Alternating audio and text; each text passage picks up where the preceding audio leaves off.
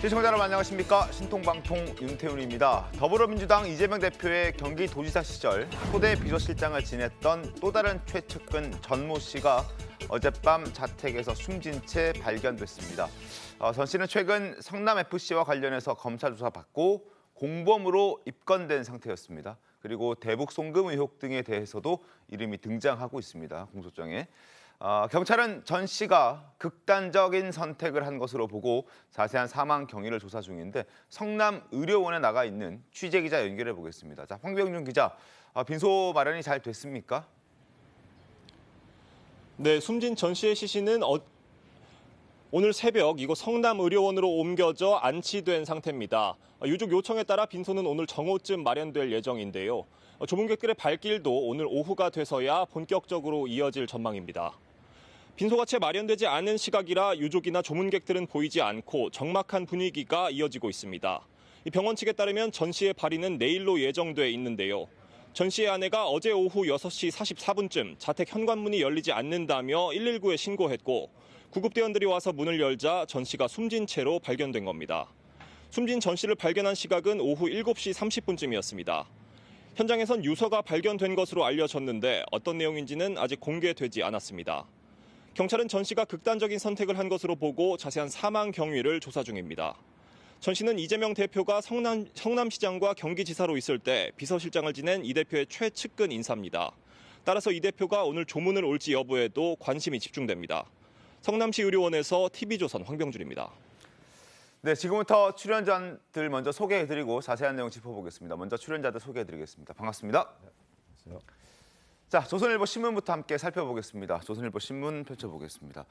이재명 대표의 전 실장, 경기도지사 시절에 초대 실장을 지냈던 전모 씨가 자택에서 숨진 채 발견됐습니다. 어제 저녁에 발견이 됐는데요. 어제 오후 7시 30분쯤에 지금 전 씨가 성남 자택에서 숨진 채 발견됐습니다. 오후 6시 44분쯤 외출했다가 돌아온 전 씨의 아내가 문을 열려고 했는데 문이 열리지 않는다면서 119에 신고했고 출동한 소방대원이 경찰관과 함께 문을 개방하자 숨져 있는 전 씨를 발견한 겁니다.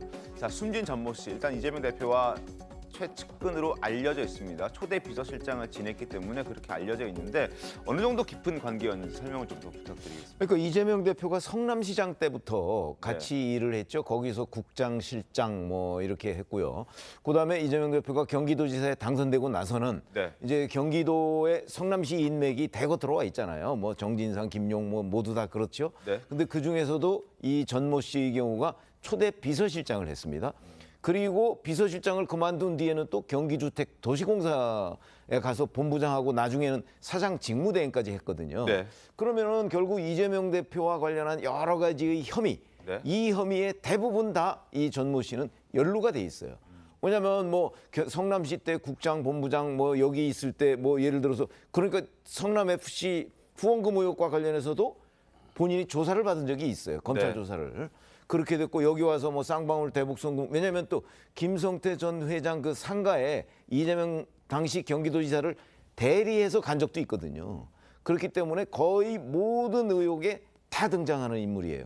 뭐 그런 것들이 이제 이런 극단적 선택과 연관돼 있는지 여부는 앞으로 조사를 좀 더 해봐야 되겠지만 여하튼 거의 모든 의혹에 있어서 아마 그에 따른 압박 이것도 상당했을 것이다 이렇게 짐작은 됩니다. 알겠습니다. 자, 전모 씨를 둘러싼 의혹들이 좀 있었고 검찰 조사 받았고 대장동 뭐 여러 가지 의혹들과 연루가 되어 있던 인물들입니다. 특히 성남FC 후원금 의혹과 관련해서는 공범으로 입건이 된 상태였기 때문에 뭐 수사에 좀 압박을 받았을 수도 있다는 그런 추측들로 나오고 있는 상황입니다. 그리고 전모 씨를 포함해서 이재명 대표의 주변 인물들이 사망한 게 이번이 처음이 아닙니다. 많은 분들이 기억하실 텐데 최근 한 1년 사이에 5명이나 되는 사람이 사망했다는 소식이 전해졌습니다. 일단 제일 먼저 2021년 12월 10일에 전 성남도시개발공사 개발사업본부장 유한기 씨가 대장동 의혹과 관련해서 수사받다가 스스로 목숨을 끊었습니다. 그리고 두 번째 2021년 12월 21일에 전 성남 도계공 개발 1처장 김문기 씨 호주 출장 같이 가서 골프도 같이 쳤다고 알려져 있는 그 인물이 또 한 번 스스로 목숨을 끊는 선택을 했습니다. 세 번째, 2022년 지난해 1월 달에 시민단체 대표 이모 씨 변호사비 대납 의혹을 최초로 고발한 사람인데 물론 지병으로 사망하긴 했습니다만 모텔에서 숨진 채 발견이 됐었죠. 그리고 2022년 7월에 배모 씨의 지인 김혜경 씨의 법인카드 유용 의혹과 관련해서 가장 핵심 인물이던 배모 씨의 지인 A 씨가 스스로 또 목숨을 끊는 선택을 했습니다. 그리고 이번에 2023년 올해 3월 9일 어제 이재명 대표의 전 초대 비서실장 전모 씨가 성남 FC 의혹 등 검찰 수사를 받던 과정에서 극단적인 선택을 했습니다. 최근 1년 사이에 이렇게 많은 사람들이 이재명 대표 곁을 지키다가 떠나게 됐습니다. 이 상황들을 어떻게 좀 보셨습니까?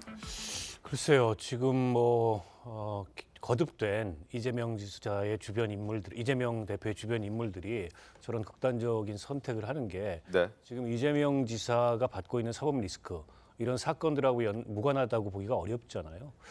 결국에는 저는 이재명 지사가 결자해제해야 될 문제인 것 같아요. 네. 그러니까 각각의 이제 사망 경위에 대해서 알 수가 없죠. 대체적으로 저희가 유추하건대 네. 검찰 수사를 받다 보니까 그 압박감에 못 이겨서 그런 극단적인 선택을 했다고 볼 개연성이 있는데, 네. 근데 문제는 이 사법 리스크와 관련해서 지금 이재명 지사의 태도가 변하지 않는 한 주변의 압박감은 더 커질 가능성이 높거든요. 그러니까 지금 민주당이 지난번에 체포동의안 표결 이후에 네. 당내 여러 가지 이제 갈등이나 내용이 깊어지는 이유도 지금 이 상황을 반전시킬 만한 마땅한 그런 계기를 찾기가 어려워요. 결국에는 이재명 대표 스스로 네. 결단해서 어떤 식으로든지 이 사법 절차에 응하든지 아니면 대표직을 내려놓든지 이런 결단이 있지 않는 한 총선의 시시각각 다가오는데 상황 반전시키기가 어렵기 때문에 결국 이재명 대표에게 달려있는 문제가 아닌가 싶습니다. 알겠습니다. 이재명 대표도 이 상황을 받아들였을 테고 상당히 충격을 받지 않았을까 하는 생각이 듭니다. 아직까지는 이 전모 씨에 대해서 사망에 대해서 이 대표 측의 입장은 공식적으로 전해지지는 않고 있습니다. 과거 이재명 대표가 측근들이 사망했을 때 했던 이야기들이 있습니다. 한번 들어보겠습니다. 안타까운 일이고요. 어쨌든 명복을 빕니다. 자꾸 주변만 이렇게 문제 삼다가 이런 사고가 난 게 아닌가 하는 아쉬움이 있습니다. 아랫사람들만 비극을 겪고 있다고 주장하는데요. 특별히 언급할 가치를 느끼지 않습니다.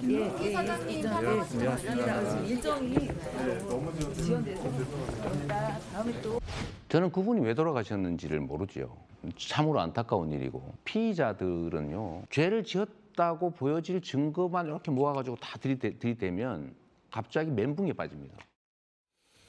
자, 아직까지 전모 씨에 대한 공식 입장은 나오지 않았다는 점 다시 한번 말씀드리고 그리고 국민의힘도 이 대표의 주변인들의 어떤 사망 소식에 해명하라라고 이재명 대표에게 언급했던 적이 있습니다. 그 목소리도 이어서 확인하겠습니다.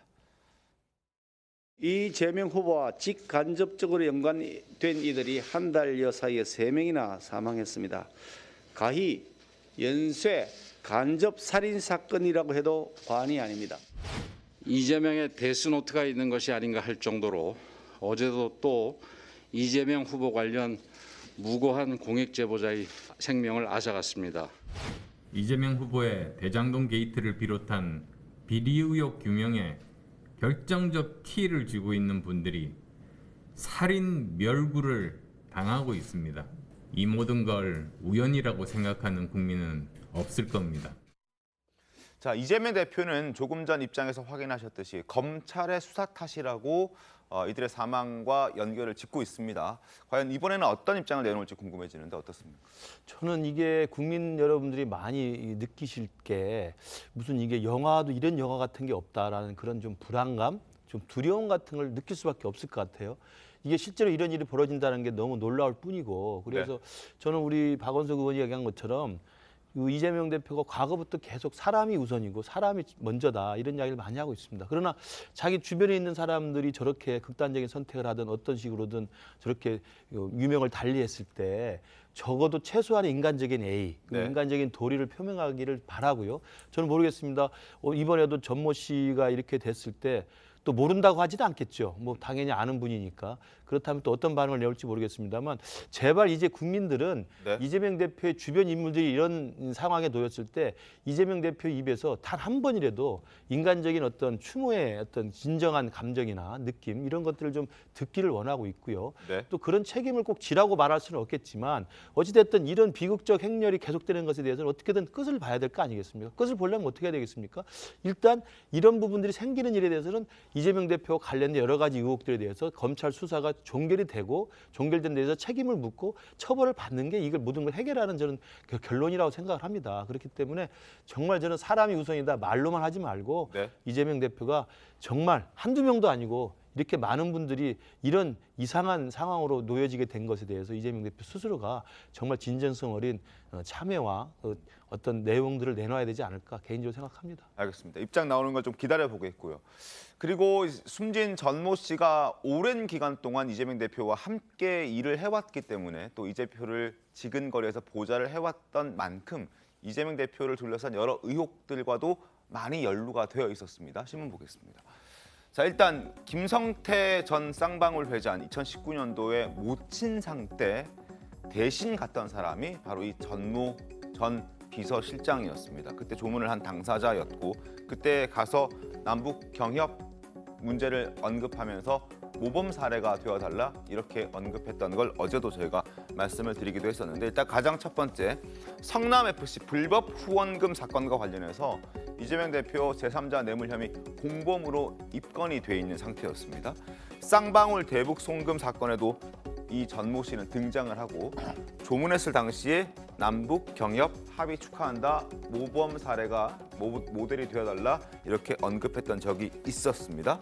그리고 대선 때는 경기주택공사본부장이었고 이재명 대표 자택 옆에 합숙소 그 논란이 됐었을 때 그 합숙소를 관리 총괄했던 인물이기도 합니다. 그리고 이때도 경기도지사 시절에 이재명 대표 화면의 왼쪽에 모자이크 처리된 사람이 숨진 전 비서실장 전모 씨인데 항상 김용 전 부원장과 함께 측근으로서 지근거리에서 보좌했던 것을 사진으로도 확인할 수 있는 부분이었습니다. 자, 특히 쌍방울 대북 송금 의혹과 관련해서는 여러 수사들이 좀 진행이 되어야 하는데 이 수사가 어떻게 앞으로 진행될 것인지에 대해서도 많은 사람들이 이제 궁금해하고 있는 대목이기도 합니다. 자, 쌍방울과 관련해서 이제 이재명 대표는 부인하고 있고 그리고 이화영 전 평화부지사도 부인을 하고 있는 상황이죠. 이 대표의 목소리 한번 들어보겠습니다. 쌍방울과 이재명은 대체 무슨 관계입니까? 나도 모르겠어. 뭘 알아야 내가. 내가 인연이라면 이거 내의 사입은 내복 사입은지. 누가 누구에게 얼마를 왜 어떤 방법으로 줬다는 건지 아무것도 없어요. 도대체 저는 김성태라는 분 얼굴도 본 일이 없거든요. 성남FC 후원금 의혹과 관련해서는 이미 공범으로 입건이 된 상태였고 대북 송금 의혹과 관련해서도 어느 정도 이 실마리를 풀어줄 수 있는 키맨으로 지목이 됐었는데 극단적인 선택을 하면서 수사에도 차질이 빚어지는 건 아닌가 하는 우려에 섞인 목소리도 있는데 구자일 변호사님 어떻습니까? 제가 보기에도 대북 송금 사건과 관련해서는 가장 약한 고리로 지금 꼽히는 분이었거든요. 그래서 이분 진술이 굉장히 중요했기 때문에 이분이 사라지고 나면은 사실 이화영 평화부지사나 이재명 대표가 부인하고 있는 상황에서 그걸 깨트리기 위한 징검다리 역할이 되는 걸 또 따로 찾아야 되는 게 굉장히 좀 어렵습니다. 이 관계에서도 알 수 있는 게 성남FC 사건에서도 사실 네이버와의 그 뇌물에 대해서 액수나 방법에 대해서 협상을 했던 실무자였거든요. 그러니까 모든 면에서 실무 처리의 핵심이었다라고 볼 수 있는 분인데, 그러니까 꼽자면은 이분은 행정적인 처리에 있어서의 공무원으로서의 이재명 대표의 최측근이었다. 그러니까 정진상, 김용은 정무적인 부분에 대해서 최측근이었다. 이렇게 꼽을 수 있는 분이거든요. 그래서 지금 핵심적으로 지금 쌍방울 쪽에서는 진술이 나왔었습니다. 이제 실무 교섭에서 이분과 이런 대화를 했고 이분이 뭐 대리 조문도 왔었고 그런데 이제 이분에 대해서 이제 그런 걸 확인해 들어가야 되는 찰나에 이런 일이 벌어졌다는 거는 사실 수사에 있어서 좀 난이도가 굉장히 올라가는 부분이라고밖에 볼 수 없다 이렇게 생각이 됩니다. 알겠습니다. 수사에도 난항이 불가피해 보인다는 예상을 좀 해주셨습니다. 그리고 뿐만 아니라 전 실장은 성남FC 후원금 의혹과 관련해서도 이제 공범으로 적시가 됐다는 걸 입건된 상태라는 걸 말씀을 드렸는데 이 수사도 쉽지 않아 보이지 않습니까? 어떻습니까?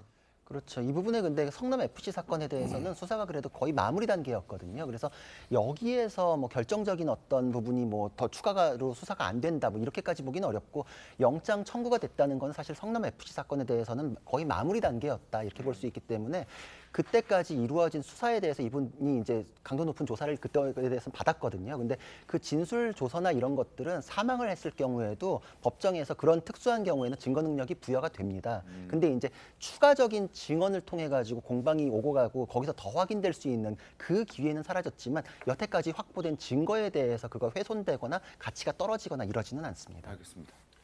저는 근데 지금 이분의 사망을 가지고 너무 과도하게 이재명 대표와 연결시키는 것 같다는 생각은 듭니다. 예를 들면 아까 말씀해 주셨던 5명의 사망 그러니까 이분 이전에 4분의 사망도 한 분은 지병으로 사망하셨던 거고 그리고 또 한 분은 법인카드 유용의 핵심 관계자로 알려진 배모 씨의 지인이에요. 그러니까 그런 것까지 다 연결해서 마치 이재명 대표와 연관된 사람들이 죽고 있다 이렇게 말하는 건 전 무리가 있다고 생각하고요.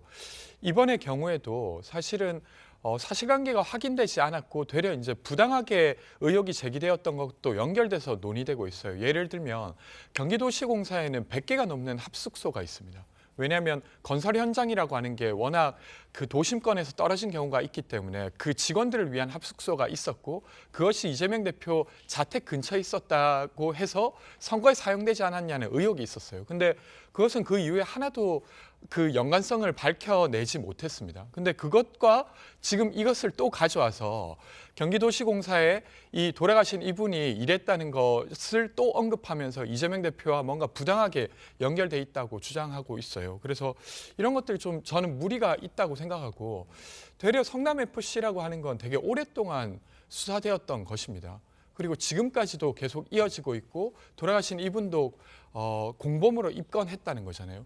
근데 이 과정에서 정말로 검찰은 무리한 어떤 수사나 기소를 하진 않았는지 이런 것도 되짚어봐야 될 부분이라고 생각합니다.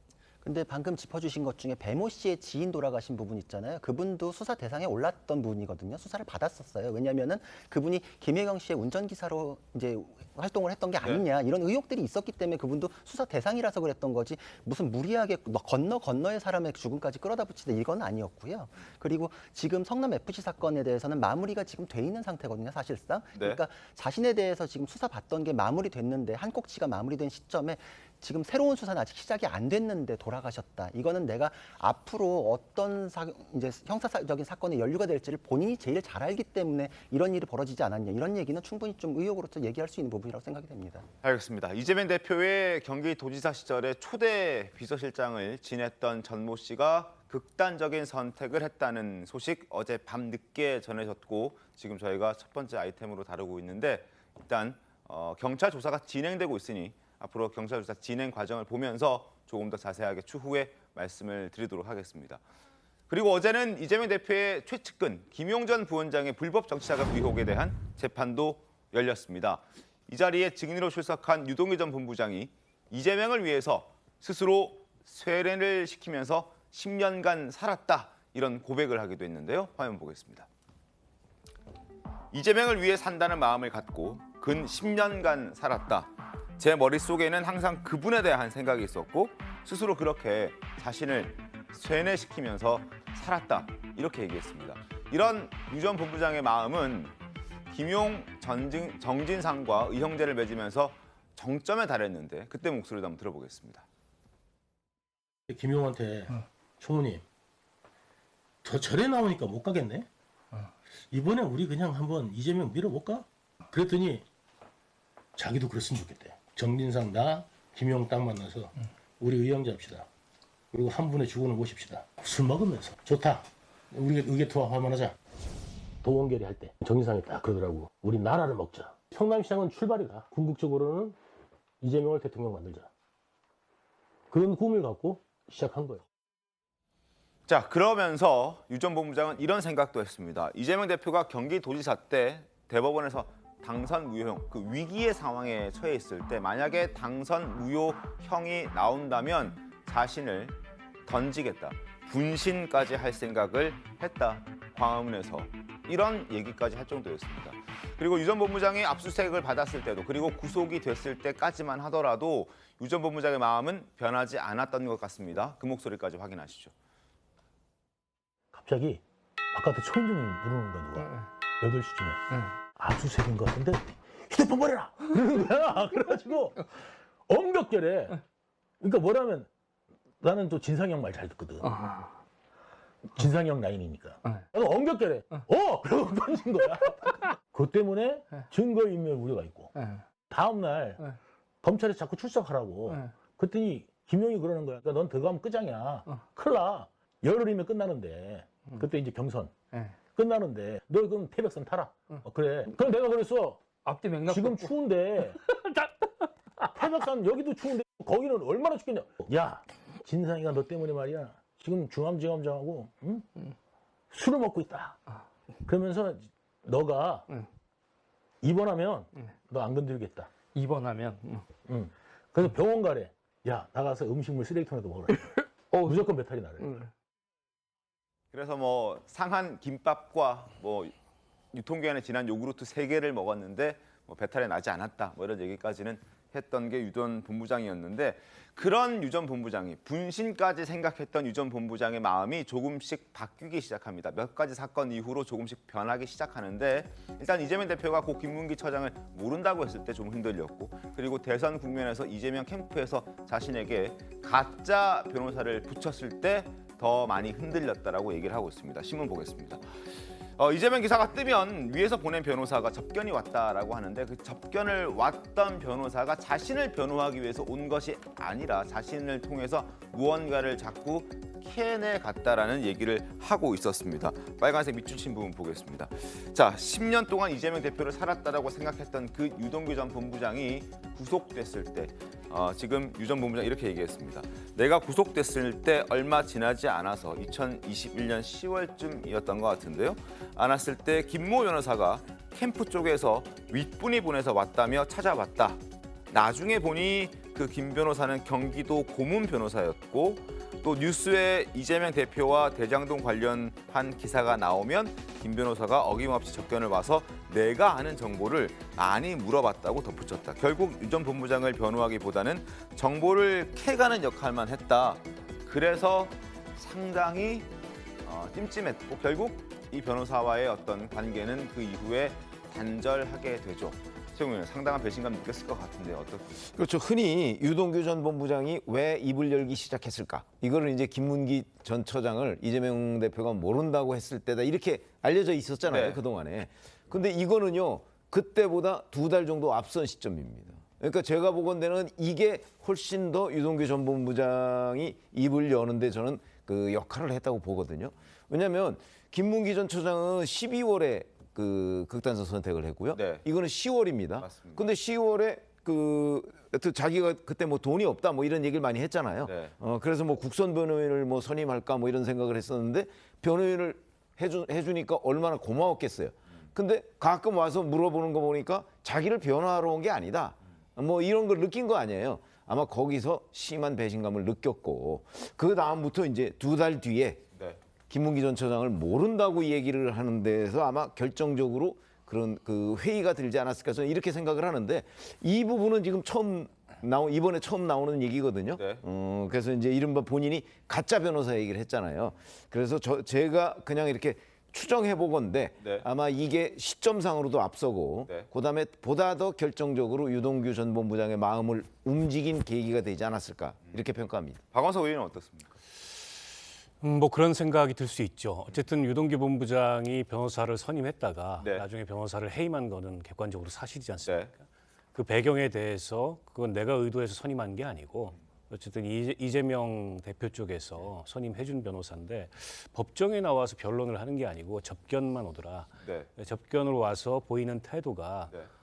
이게 이재명 대표와 관련된 기사가 뜨면 그와 관련돼서 유동규 씨가 얼마나 알고 있는지 혹은 어떤 얘기를 했는지 이런 걸 염탐하는 것 같은 기분이 들었다. 그러니까 아마도 이제 특히 구치소에 있으면은 고립감이 굉장히 크거든요. 바깥과 단절되고 그럼요. 이러다가 내가 다 뒤집어 쓰는 거 아니냐 이런 생각을 할 수도 있어요. 이제 그런 고립감과 압박감 또 그 이재명 대표 쪽에서 선임한 변호인이 보이는 석연치 않은 태도 근데 이런 것에서 불신이 생겼다. 그리고 그것이 이제 진술을 바뀌게 된 계기다 이렇게 설명하고 있는데 전 개연성은 있어 보여요. 다만 이제 유동규 씨의 진술에 대해서 김용 정진상 두 사람 그리고 김만배 씨까지 일관되게 부인을 하고 있기 때문에 과연 저런 유동규 씨의 그 변화된 진술이 얼마나 일관성이 있고 얼마나 구체성이 있는가 그에 대해서 법원이 어떻게 판단하는가 이게 관건이 아니겠습니까? 알겠습니다.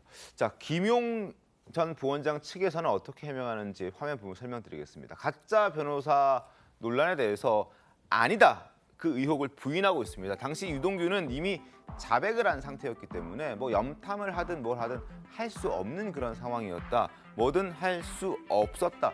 이렇게 얘기를 하고 있습니다. 김민식 교수께서는 어떻습니까? 결국은 이제 저게 김용 지금 전 부원장 재판이 시작되는 상황에서 유동규 본부장의 지금 증인으로 나와 있고 또 김용 변호인 측에서 또 반대 신문을 할 거 아니겠습니까? 결국 이제 법원에서 둘 사이의 이야기를 듣고 어느 쪽에 신빙성이 있는지 판단할 거라고 봅니다. 저는 국민들이나 시청자분들도 보고 판단할 거라고 생각하는데 제가 아까 뭐 지금 이재명 대표 주위에 있는 분들이 이렇게 안 좋은 상황에 놓인 것도 영화의 한 장면이라 사람들이 굉장히 불안해하는데 저는 이것도 충분히 그런 부분에 좀 그 기시감이 든다고 생각합니다. 3명이 도원결을 맺죠. 아 정말 이재명 당시 시장을 대통령 만들어 보자. 도원결을 맺어요. 근데 어떻게 하다 대장동 게이트가 터져가지고 다 구속이 됩니다.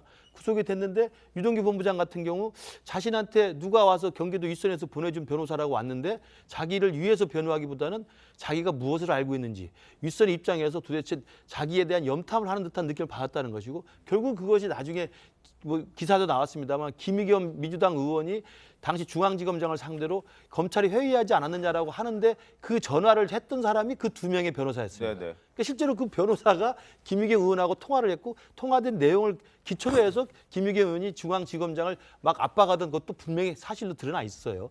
그게 하나가 있고 또 하나는 김문기 처장 모른다고 하는 배신감은 당연히 느꼈을 것이고 제가 또 주목하는 건 뭐냐면 김문기 처장만 모른다고 한 게 아니라 실제로 이재명 대표는 유동규에 대해서도 알긴 알지만 측근이 아니다. 정진상, 김용 정도는 돼야 된다. 그리고 내가 하급 간부, 중하급 간부의 부패에 대해서 참 내가 기분 나쁘다. 이런 식의 발언을 했었어요. 그러니까 그 점에서는 유동규를 꼬리 자르게 하면서 이건 중하급 간부인데 부패까지 했으니까 참 내가 괴롭다 정도의 얘기 때 얼마나 기분이 나쁘겠습니까? 그래서 아마 그런 정도의 배신감이 쌓이면서 유동규 본부장은 이제 진실을 열기 시작했다고 보는데 결국 판단은 법원이 할 거라고 생각합니다. 그러나 법원에서 할 때 유동규 본부장의 진술, 그다음에 남욱 변호사의 진술 이런 진술들의 신빙성과 정황의 어떤 구체성을 확보할 것이고 지금 입 다물고 있는 사람은 정진상, 김용이고 김만배 3명이 입 다물고 있는데 이들이 입을 다물고 있는 이유는 또 대충 짐작가는 바가 있지 않습니까? 그래서 저는 지금 이제는 진실은 법원에서 판단할 때 누구의 진술이 더 진실에 가까운지는 구체적인 증거와 자료와 정황, 그다음에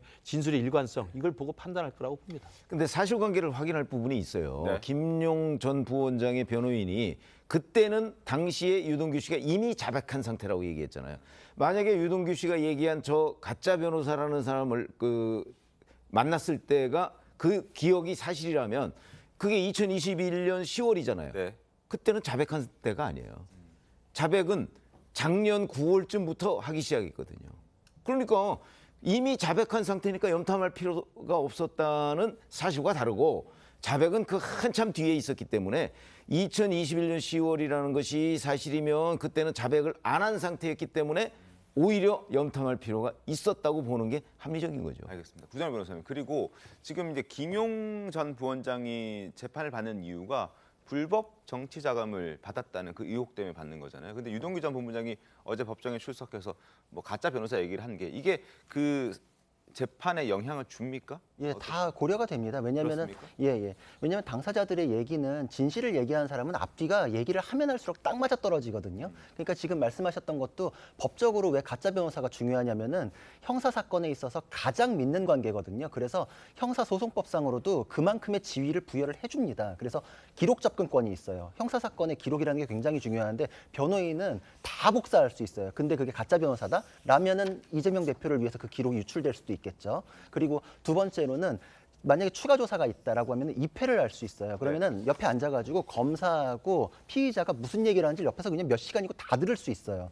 그러면은 이거야말로 염탐인데 지금 최병문 의원님 말씀하셨던 것대로 자백했을 때가 아니에요. 그때는 염탐의 필요성이 굉장히 많았고 만약에 자백으로 틀면 어떡하나라는 길목이었기 때문에 더더욱이나 관리를 할 필요가 있었다. 이렇게 붙이는 경우가 굉장히 많습니다. 그래서 이런 내용들은 스토리가 앞뒤로 다 연결되는 것이기 때문에 사실 재판하다 보면은 이게 진실을 얘기하는 사람은 돌발 질문에 대해서도 그거에 부합하는 얘기가 나와요. 그러면 듣고 있으면 소름이 돋아요. 판사님도 그런 식으로 딱 이게 사실이구나 느끼시거든요. 그러니까 이런 진술이 튀어나올수록 진실을 말하는 쪽은 계속 보강이 됩니다. 알겠습니다.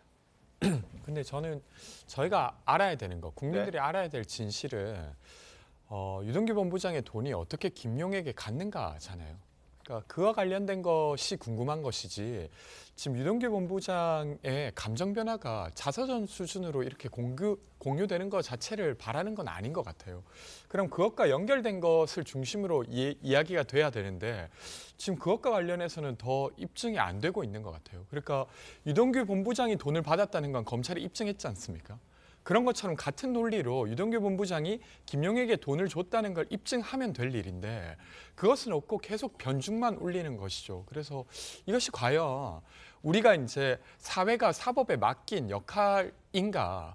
라고 봤을 때 저는 그것을 넘어서서 정치 행위를 하고 있다 이런 생각이 듭니다. 근데 그거 지금 바로잡을 게 이 진술 변화가 왜 이렇게 이루어진 것입니까? 라는 건 어제 재판부에서 물어본 거예요. 그러니까 지금 정치 영역에서 이걸 가지고 옥신각신하는 게 아니라 재판부 자체에서도 증언의 증거 능력과 신빙성을 위해서 확인을 했던 것이고 왜 물어보냐면은 앞에하고 뒤에하고 변화에 대해서 납득할 만한 이유가 있고 이거에 대해서 뭐 불법적인 무슨 딜이나 형량 거래나 이런 게 없다는 게 확인되고 나면 바뀐 거 위주로 증거가 쭉 부합하는지를 보겠다라고 재판부에서 물어본 것이기 때문에 이거는 정치적 공방의 영역은 아닙니다.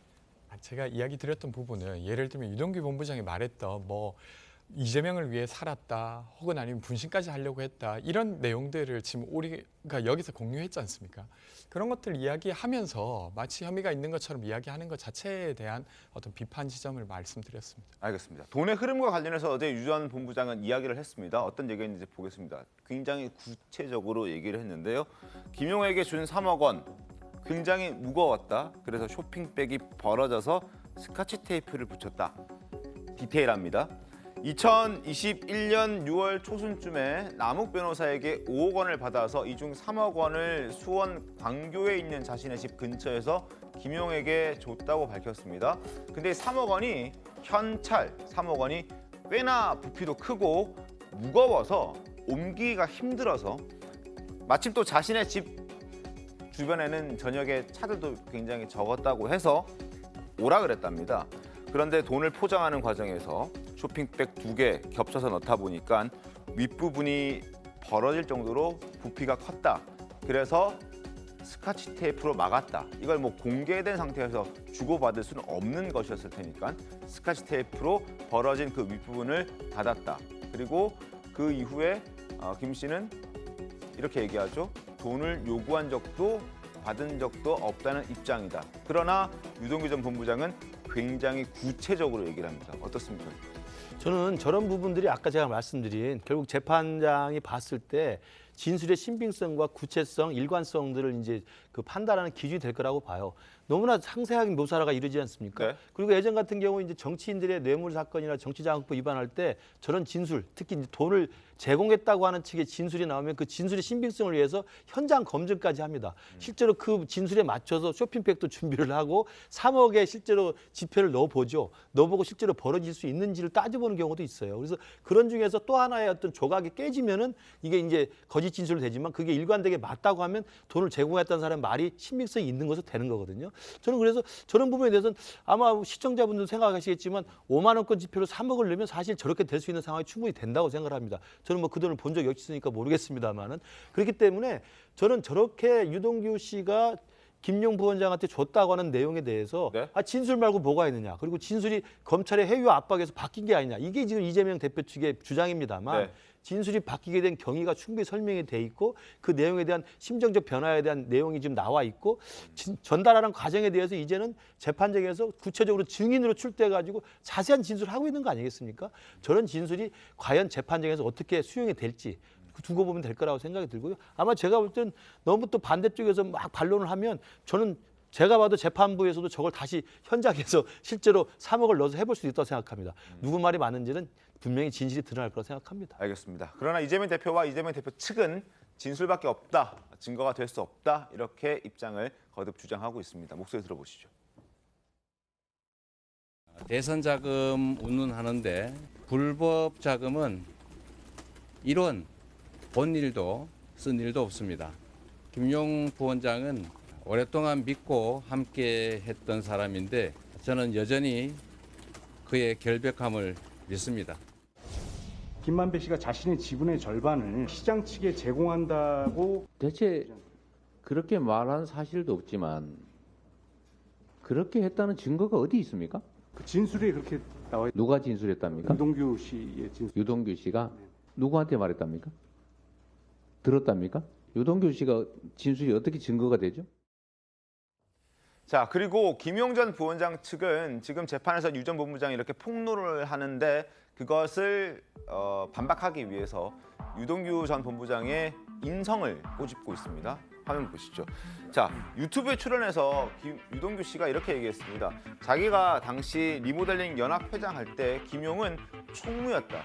나 따까리였다. 라는 얘기를 했습니다. 뭐 따까리라는 표현이 좋은 표현은 아니고 어쨌든 자기 심부름꾼이었다. 부하 직원이었다. 이런 취지로 얘기를 했습니다. 그런데 그걸 보고 김용 부원장 측에서는 이렇게 얘기합니다. 이런 표현을 쓰는 사람이 인간됨을 믿을 수 있겠느냐. 그러니까 이 사람의 진술도 믿을 수 없다. 이런 취지로 이제 주장을 하고 있는데 재판부가 이걸 어떻게 판단하겠습니까? 사실 이런 거를 별로 고려를 하지 않습니다. 오히려 이런 거에 의해 가지고 양쪽에서 공방을 벌이는 그 상황을 지켜보거든요. 이럴 경우에는 피고인들끼리 다투면서 서로가 서로에 대해서 검사 역할을 해요. 그럼 검사가 그냥 가만히 있으면 돼요. 싸움만 붙여놓고. 네. 그러면은 서로 공방을 벌이다가 진실관계가 팍팍 튀어나오거든요. 그럼 재판장은 그거에서 시작된 그 서로 공방을 하면서 구체적으로 언급된 사실관계를 보게 마련인데 이게 무슨 재판이 성인군자 가리기 대회가 아니잖아요. 그냥 모두가 혐의가 있고 모두가 공과 있고 더러운 부분이 있을 거라고 하고서 보기 때문에 누구의 말이 누구의 행동이 증거와 부합하는지 그것만 봅니다. 그러니까 저런 감정적으로 뭐 인간됨을 믿기 어렵다 이런 건 사실 의미 없는 내용이고 그거에 의해서 튀어나오는 부분들이 굉장히 중요해집니다. 이 정도 얘기할 정도면 더 이상 말할 게 없다고 이렇게 봐도 됩니까? 이 정도 얘기 가지고서 하면 구체적인 사실관계 가지고 공방을 할 수 있는 상황이 아닌 것 같거든요. 제가 보기에도. 그래서 김용 측에서 하는 거는 제가 보기에 지금 유효타가 없다. 이렇게 보이는 게 왜냐하면 지금 나오는 얘기가 서로의 죄를 낮추기 위해서 나를 끌고 간다. 이렇게 얘기하잖아요. 근데 제가 그냥 법적으로 구성을 해보자면은 김용 씨를 차라리 빼버리고 공범 사이에서 이득을 나눠 가진 겁니다라고 구성을 했으면은 다 이걸 기소를 안 될 수도 있었어요. 근데 자기들도 지금 정치자금법 제공을 한 거에 대해서 추가로 다 같이 기소됐잖아요. 자기들 죄명이 늘어나고 형량이 올라가는 방식의 진술을 한 거는 그냥 증거도 있고 나는 그냥 이거 처벌 받을 만큼 받겠다라는 이제 취지에서 시인한 것이기 때문에 신빙성이 굉장히 높고 그거에 대해서 그럴 리가 있겠냐, 뭐 인간됨을 믿을 수 없다 이 정도 선에서 방어하려고 하는 거는 사실 구체적인 논리가 아직도 완성이 안 된 게 아닌가 싶습니다. 저는 이제 지금 김용 측 변호인이 그 가짜 변호사 논란에 대해서 유동규가 구체적으로 진술하니까 그건 이미 다 자백을 한 뒤라고 했지만 그 시기적으로 지금 맞지 않는 게 드러나 있지 않습니까? 그것도 사실관계가 아니었고 이번에도 따까리라는 표현을 쓰니까 인간됨으로 이거 문제가 있다라고 그러는데 그전에는 어떻게 했습니까? 유튜브에서 한 방송은 믿을 수가 없는 거다. 그 유동규가 유튜브에서 나온 건 제멋대로 떠든 거기 때문에 그 자체가 굉장히 신빙성이 없다라고 계속 그걸 막았던 겁니다. 근데 이제 와서는 유튜브에서 하는 거 보니까 인간적으로 참 문제가 있다라는 식의 이야기하는 거 보면 제가 볼 때 김영축 변호인이 지금 유동규의 거침없는 일관된 구체적인 정황 진술에 대해서 또 돈을 제공한 것 진술에 대해서 그걸 아주 유효적절하게 방어할 수 있는 논리가 아직까지는 보도된 바에 따르면 이렇게 없어 보인다는 게 제 생각입니다. 알겠습니다. 자, 김만배 씨와 관련된 얘기도 하나 소개를 해드리겠습니다. 신문 보시면 아시겠지만 김만배 씨가 한 사찰에 무려 17억 원이나 되는 거금을 시주했다, 기부했다 이런 얘기가 나왔습니다. 2019년 4월부터 2021년 9월까지 여주에 있는 한 사찰에 16억 6,500만 원을 지급한 것으로 지금 파악이 됐는데 이 돈을 왜 지급했을까? 혹시 이재명 대표의 재선을 위해서 뭔가 돈 세탁을 하기 위한 그런 목적이 아니었을까 하고 검찰은 의심하고 있습니다. 아무리 좋은 뜻으로 기부를 한다 하더라도 17억 원이나 되는 거금을 기부하는 게 정상적인가 하는 의심을 검찰은 하고 있는 건데 정영학 씨의 녹취록에도 이 사찰의 기부와 관련된 내용이 있었습니다. 어떻게 담겨 있는지 보겠습니다. 김 씨가 2020년 7월 6일 정영학 회계사에게 스님한테 내가 그랬다. 화천대유값도 그리고 통장에 있는 것도 그리고 이 사찰에 있는 것도 다 내 것이라고 말을 했다라는 겁니다. 검사가 해당 발언의 취지를 캐묻자 김 씨는 당시 호기로 꽤 그냥 있어 보이려 했다. 이런 취지로 말했다 이렇게 얘기를 하는데 어떻게 좀 보셨습니까? 그러니까 허풍이었다 이제 이렇게 네. 얘기를 하는 건데 그렇게 우리가 이해하기에도 김만배 씨가 원래 다른 데에 쓰는 그 여러 가지의 씀씀이를 봐도 굉장히 보통 사람들보다 손이 큰 거는 사실이라고 해요. 네. 심지어는 용돈을 주더라도 1,000만 원 단위로 주고 이런다는 얘기들이 있거든요. 네. 그런데 그렇게 하더라도 사찰에 17억 원, 물론 여러 해에 걸친 거지만 17억 원이나 기부했다는 거는 의심받을 만하죠. 더군다나 본인이 거기 있는 것도 내 거다. 아니 사찰에 기부하면 사찰 거지. 그게 아무리 허언을 해도 저 정도까지일까 이제 의문이 드는 게 상식이라고 봐요. 그런 점에서 본다면 김만배 씨가 여기저기 숨겨놓은 돈이 많잖아요. 네. 오피스텔 이런데 아니면 부동산 같은데 이런데 그런 거와 그 어떤 일맥상통하는 걸로 사찰에도 혹시 그 17억 원 중에 상당액을 숨겨놓은 것 아닌가. 그러니까 그 정영학 녹취록에 보면 거기 있는 것도 내 거다 이런 얘기가 부지불식간에 튀어나온 것 아닌가 이런 생각이 들어서 네. 검찰이 저런 부분도 한번 들여다볼 필요는 충분히 있겠다 이런 생각이 듭니다. 알겠습니다. 그래서 검찰도 혹시 은닉재산 아닌가 하는 의심을 갖고 또 다른 용도로 쓰인 것 아닌가 의심을 품고 일단 들여다보고 있는 것 같습니다. 수사 상황 좀 지켜보겠습니다. 그리고 이재명 대표의 사법 리스크를 둘러싸고 당 내홍이 잦아들고 있지 않는 그런 상황에서 비명계를 향한 강성 지지층들의 색출 작업도 계속되고 있습니다. 신문 보겠습니다. 자, 민주당에서 각 지역의 의원들에게 현수막을 걸라고 했다고 하는데 어떤 내용의 현수막인지 보시죠. 이완용 부활 현수막을 걸어라. 자극적인 내용을 현수막을 걸라고 지시를 했습니다. 비명계에서는 지나친 바늘 프레임으로 역효과가 올 수 있다라고 일단 거부를 하고 있는 의원들도 꽤나 있다고 하는데 이 거부하고 있는 의원들을 강성 지지층에서는 수박이라 칭하고 이 사람들을 색출하기 위한 작업들을 하고 있는 겁니다. 실제로 이 대표의 검찰 수사를 비판하는 현수막이 실제로 걸렸는지 안 걸렸는지 지역구마다 돌아다니면서 확인하는 작업들을 이 강성 지지층들이 벌이고 있고 그리고 이 대표 팬카페 재명인의 마을에는 지역구에 붙은 당 현수막 개수를 공유하는 글을 올리면서 많으면 좋은 사람, 적으면 혹은 없으면 나쁜 사람 이런 식으로 낙인을 찍는 걸 하고 있다고 합니다. 그래서 실제 비명계 의원실 관계자는 이렇게 얘기하고 있습니다. 현수막을 붙이지 않았다는 이유로 강성 지지층의 민원이 쏟아지는 등 압박이 굉장히 심하다 이런 얘기까지 나오고 있는 상황입니다. 자, 비명계를 향한 강성 지지층들의 행태가 이렇게 거의 파파라치 수준이 됐다는 평가도 나오고 있으니까 이런 글도 나옵니다. 개파라치가 된 개딸, 개딸과 파파라치를 합한 합성어인데요. 일단 강병원 의원 같은 경우에는 지난 표결이 있었을 때 2월 27일 표결이 있었을 때 표결장에서 나오는 강병원 의원을 향해서 욕설이 막 난무했다고 합니다. 이 나쁜 XS야 이 대표 등에 칼을 꽂았다라고 하면서 강병원 의원을 향해서 지나치게 강한 욕설을 내뱉었다. 그리고 조웅천 의원 여의도 한 술집에 술 한잔 하러 갔다가 또 욕설 얻어먹었다. 뭐 이런 얘기들도 나오고 있고, 서른 의원은 의정보고회장에서 강성 지지층들이 찾아가서 거기서 굉장히 비판의 목소리를 내서 되게 난처한 상황에 처해졌던 거 어제 영상으로 잠깐 보여드리기도 했었습니다. 박용진 의원도 마찬가지입니다. 뭐 강경한 메시지를 내다 보니까 강성 지지층들 사이에서는 쫓아다니면서 욕을 하고 비난하고 사진 찍고 뭐 이렇게 조롱하고 뭐 이런 모습들이 있는데, 박원석 의원님, 이게 뭐 사실 민주당에 크게 도움이 되는 모습들은 아닌 것 같아서요. 그렇죠. 어쨌든 지금 이재명 대표 입장에서는 그 당에 어쨌든 갈등이나 또 이견이나 이런 것들을 좀 최소화해야 네. 지금 본인에게 닥쳐온 여러 가지 위기들을 극복할 수 있는데, 근데 저런 식으로 이제 지지층들이 나서서 생각이 좀 다른 의원들을 공격을 하게 되면 그에 대한 반감이 조성될 수밖에 없잖아요. 네. 검찰의 수사가 지난번 뭐 체포영장 영장실질 구속영장 청구와 체포동의안 한 번으로 끝나면 모르는데 다른 사안 수사가 계속되고 있고 앞으로도 비슷한 장면이 국회에서 재현될 가능성이 있는데, 오히려 당내 갈등이나 분열을 더 조장하는 이제 그런 방식이 될 수가 있고요. 이재명 대표도 자제를 촉구했습니다만 이 강성 지지층들이 이재명 대표가 나서서 자제를 촉구한다 그래서 저런 행동을 멈추는 게 아니거든요. 어떻게 보면 당 지도부에서 보다 좀 단호하고 적극적인 목소리가 필요하지 않을까 싶고요. 네. 물론 이제 민주당의 당원이 100만이 넘기 때문에 다양한 생각을 가진 당원들이 있을 수 있습니다. 또 당원들이 일부 저렇게 돌출적인 행동을 할 수 있어요. 근데 문제는 책임 있는 정치인들이나 당 지도부가 이걸 방관하거나 내지는 오히려 그걸 조장하는 게 진짜 문제라고 보거든요. 그래서 민주당 일각에서는 이재명 대표가 말리는 척은 하지만 적극적으로 말리지는 않고 있는 거 아니냐, 이런 의심까지 나오고 있어요. 근데 그런 의심을 불식시키기 위해서라도 당 지도부 차원에서 혹은 이재명 대표가 이건 당에 전혀 도움이 안 된다라는 식으로 좀 더 단호한 목소리, 분명한 목소리를 내는 게 필요하다고 봅니다. 알겠습니다. 자, 그리고 비명계를 중심으로 이재명 대표가 결단해 주기를 바란다는 목소리 계속 나오고 있습니다. 김종민 의원 목소리 한번 들어보실까요? 이재명 대표가 없다고 해서 민주당이 무너진다.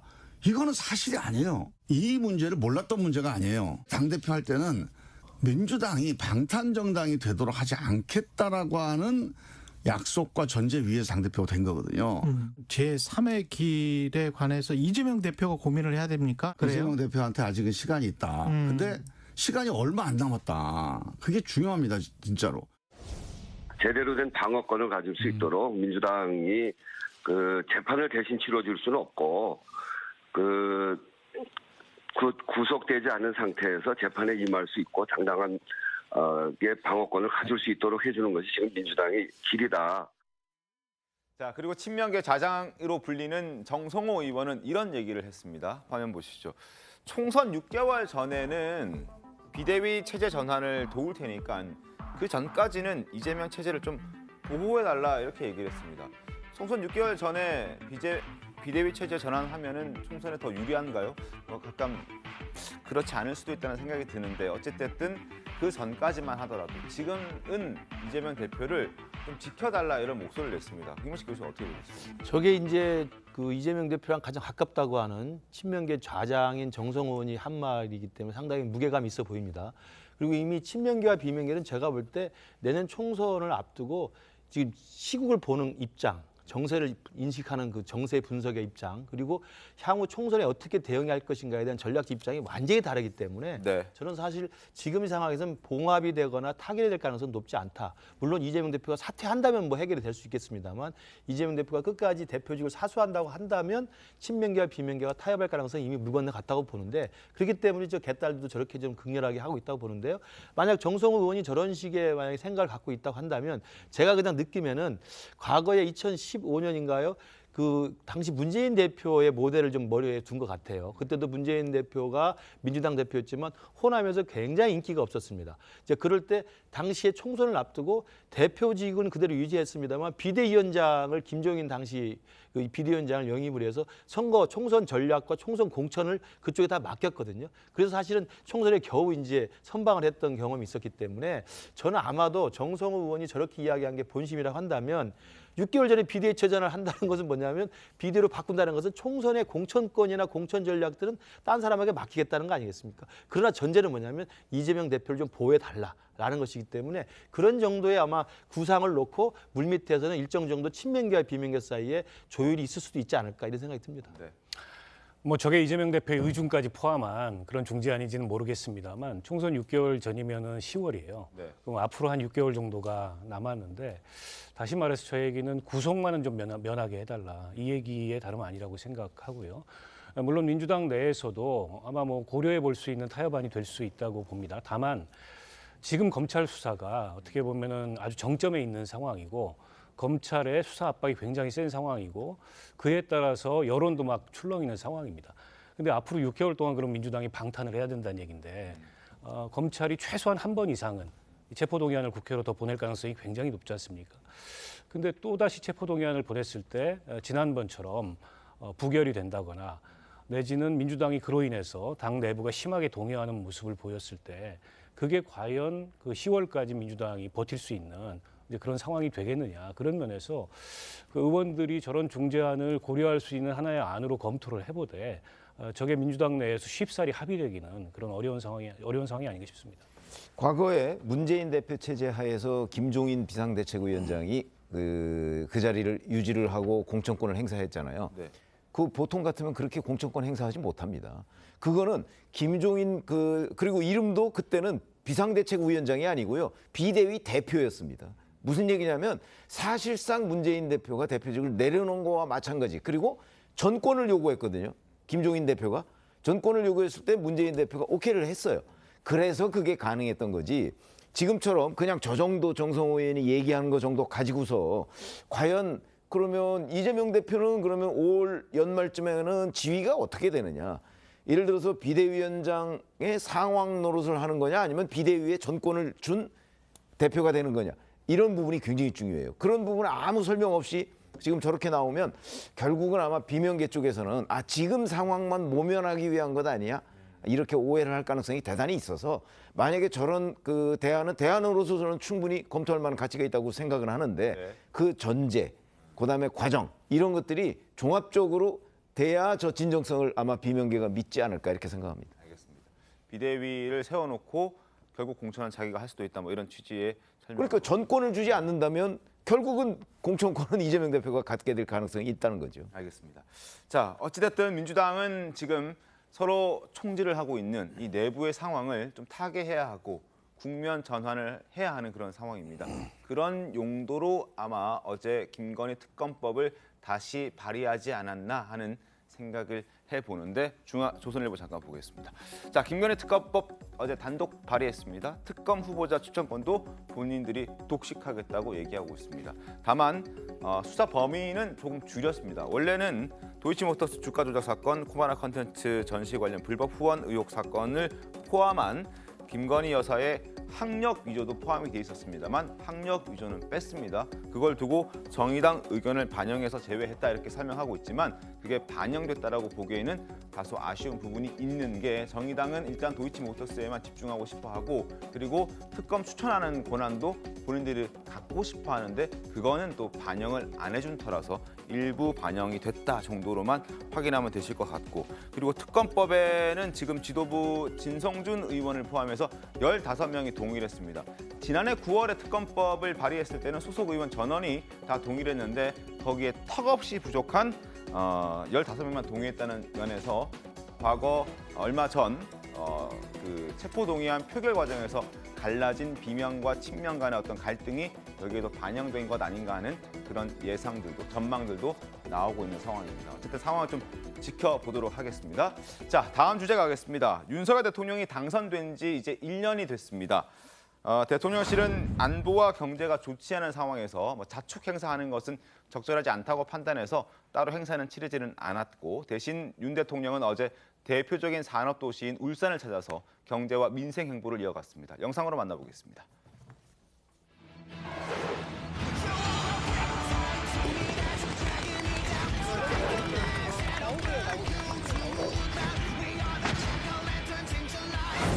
외국인 투자 기업들이 한국에서 마음껏 경영 활동을 할 수 있도록 세계 최고의 환경을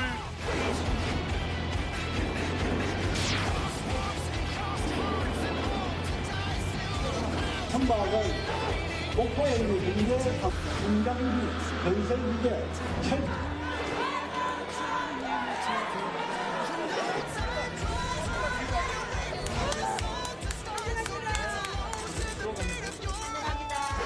부산 국물이 아주 잘 나오네요. 많이 나오는 겁니다.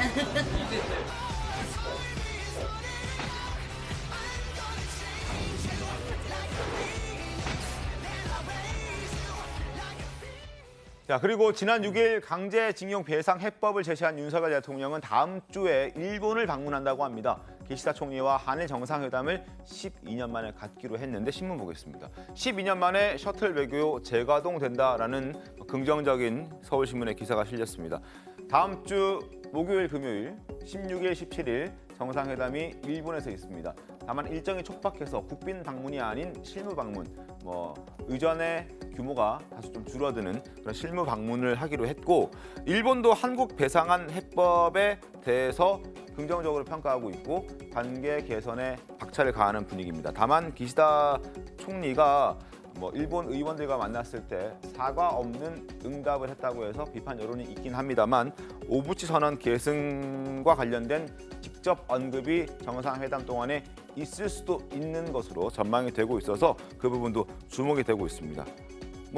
상황에 따라서는 또 일본 내 강경파 의원들을 의식해서 소극적인 대응을 할 수도 있다는 관측도 나오고 있는데 어찌됐든 12년 동안 중단됐었던 한일 정상회담이 지금 열리게 됐다는 부분에서는 크게 의미가 있지 않나 싶습니다. 그렇습니다. 지금 이번에 강제징용 문제에 대해서 우리 윤석열 정부가 좀 더 선제적이고 좀 더 적극적으로 문제 해결에 지금 방안을 이야기를 내놓은 상태고요. 네. 여기에 대해서 만약에 기시다 일본 정부가 조금 더 적극적인 우리 또 국민들이 좀 납득할 만한 그런 대응을 좀 해준다고 한다면 저는 이번에 16, 17일 있을 정상회담 방문이 저는 한일 관계 그동안 꽉 막혀 있었는데 이 부분을 좀 풀 수 있는 좀 중요한 계기가 된다고 생각합니다. 특히 저는 윤석열 대통령에게 바라는 것은 지금의 노동개혁도 마찬가지고 여러 가지 3대 개혁들 추진하고 있습니다만 과거에 어떤 정치인 스타일의 어떤 정부를 맡았던 대통령이 할 수 없었던 정말 굉장히 많은 반감과 저항이 예상되는 것이지만 꾸준히 일관되게 뚝심으로 밀어붙였던 그런 스타일이기 때문에 저는 한일 관계도 지금 야당부터 시작해서 굉장히 많은 또 여러 가지 저항들이 나오고 있지 않습니까? 또 반발에도 나름대로 일리가 있습니다. 그렇지만 언제까지 과거에 매달려서 한일 관계를 앞으로 나갈 수 없는 것에 대해서는 국민들이 굉장히 힘들어하고 있습니다. 그래서 이번 기회에 우리 정부가 먼저 손을 내민 만큼 이번에 정상회담 가서 정말 성과를 좀 거두고 와서 일본에 또 마땅한 또 대응을 우리가 얻어와서 꽉 막힌 한일 관계가 풀 수 있는 그런 돌파구를 뚝심 있게 윤석열 대통령이 밀어붙이기를 그래서 그 성과를 가져오기를 기대를 해봅니다. 알겠습니다. 저는 국민들이 한일 관계가 좀 적절하지 않다고 해서 어떤 손해를 받는지 궁금합니다. 저희는 일본에 아주 쉽게 가고 있고 그리고 일본과도 문화적 교류, 경제적 교류 이런 게 다 되는 상태고 되려 일본의 어떤 부당한 무역 제재에 굴복한 게 돼버려서 대통령으로서는 이익이 생겼는지 모르겠지만 국민 입장에서는 저는 손실이 훨씬 더 컸다고 생각합니다.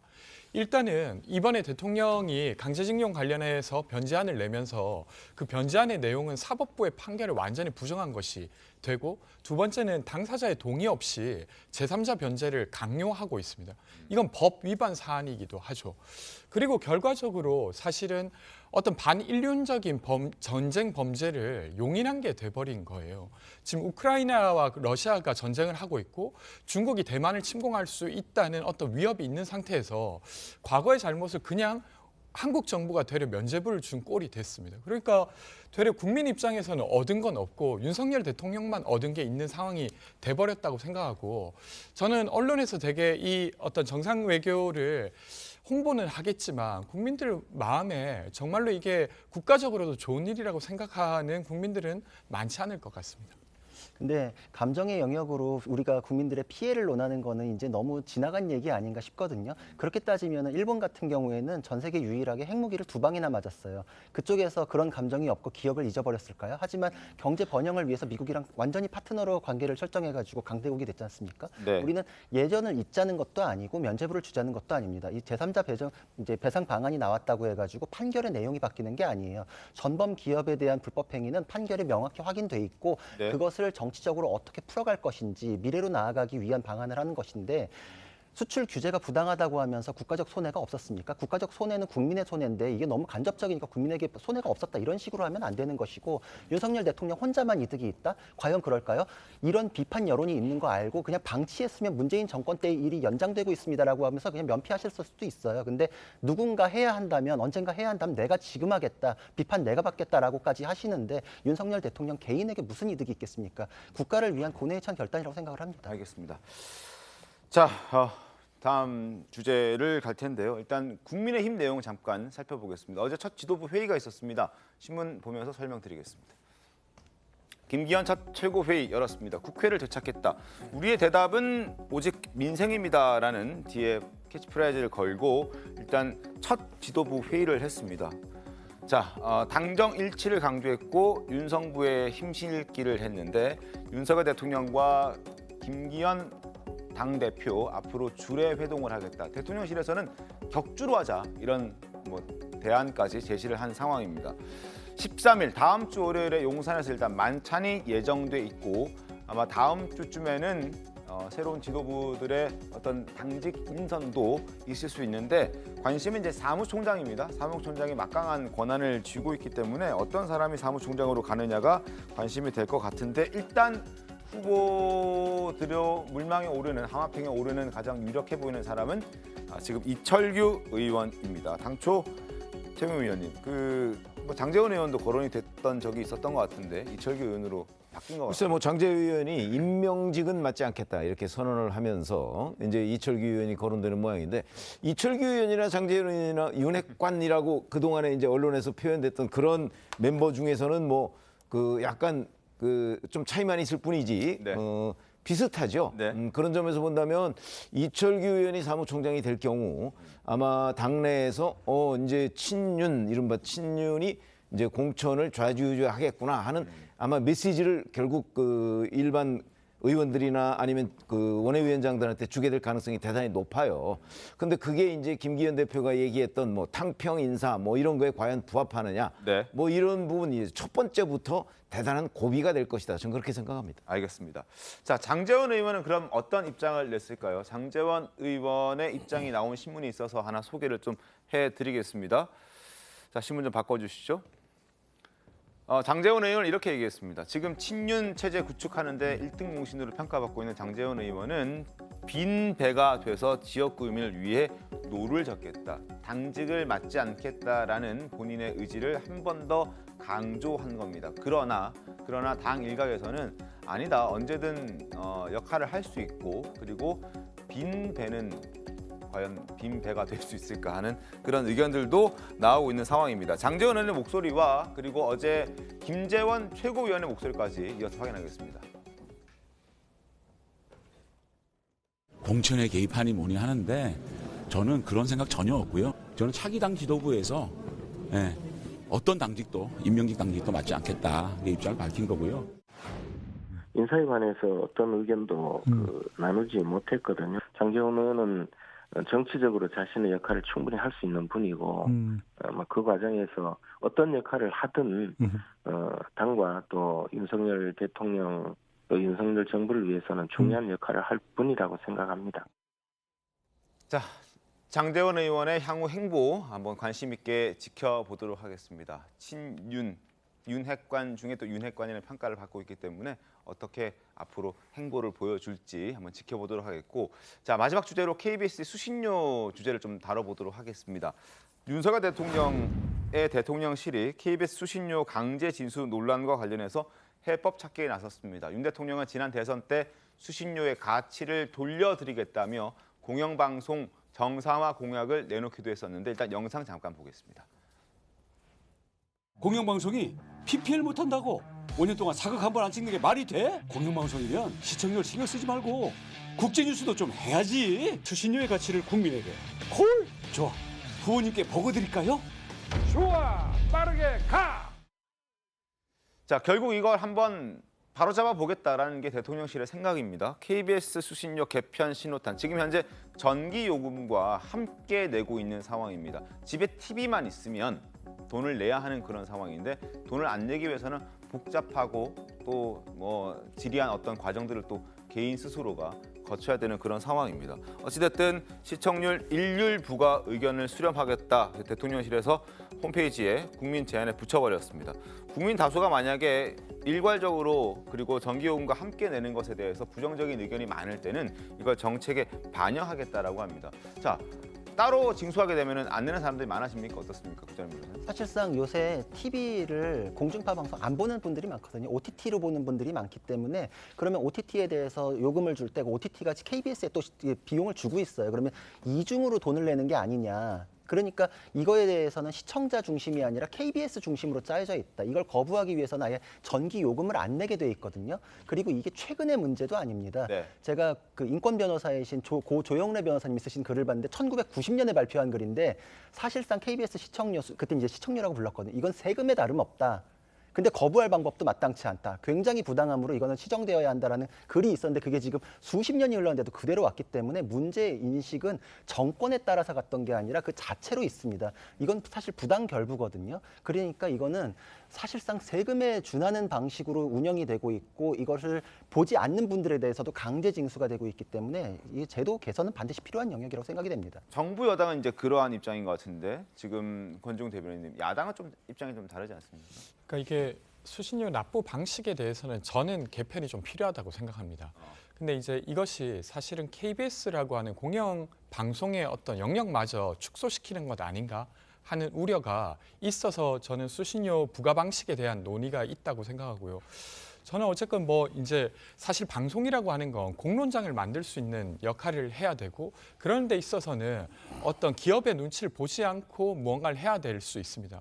그런 측면에서 KBS의 가치는 유지시키되 사실 국민들이 생각하기에 합리적으로 이건 납부되고 있다라고 할 만한 방식을 찾는 건 저는 필요하다고 생각합니다. 저 통합고지 방식은 앞서 이제 그 구 변호사님도 얘기하셨듯이 저게 수십 년 된 논란이고 저로 인해서 민원이 굉장히 많아요. 그러니까 분리고지하는 게 저는 맞다고 보고 다만 분리고지했을 때 이제 수신료 수입이 줄어들고 그로 인해서 공영방송의 역할이 축소되지 않겠냐 이런 또 한편의 우려가 있거든요. 그러니까 그 우려를 보완할 수 있는 그런 대책을 가지고서 요즘 이제 이 시대적 추세에 맞게 저렇게 통합고지하는 방식은 저는 맞지 않다고 보고 분리고지하는 방식으로 가야 되는데 여야가 이게 위치가 바뀌면은 저 문제에 대한 입장도 바뀝니다. 여당일 때는 늘 저거 분리고지하고 또 수신료도 좀 올리고 이런 입장을 갖다가 야당이 되면 입장이 바뀌어서 반대하는 쪽으로 돌아서거든요. 그러니까 이거 여야를 떠나서 국민들이 갖고 있는 불편의 문제이기 때문에 그에 대해서는 좀 대승적으로 이번에 개선이 됐으면 좋겠습니다. 알겠습니다. KBS의 정치적 편향성과 관련해서도 또 수신료가 연계돼서 비판의 대상이 되기도 했으니까 KBS도 한번 뭐 돌아보는 계기가 될 수 있었으면 하는 그런 바람입니다. 잠시 뒤에 돌아오겠습니다. 오늘 준비한 신통방통 여기까지입니다. 다음 주에 더 신통하게 돌아오겠습니다. 주말 잘 보내십시오. 고맙습니다.